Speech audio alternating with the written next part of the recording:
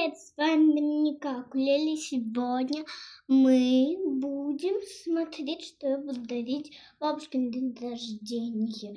У нее уже завтра день рождения, поэтому я уже ей подготовила подарочек. Вы думаете, это просто обычный кошелек? А если открыть его? У нас здесь лежит вот такая вот заколочка. Вот такая вот сердечко Hello Kitty. Ну и кошелек тоже подарю. Дальше открытие. Гигиеническая помада. Вот такая вот браслетик. Вот такой вот. Ну и все.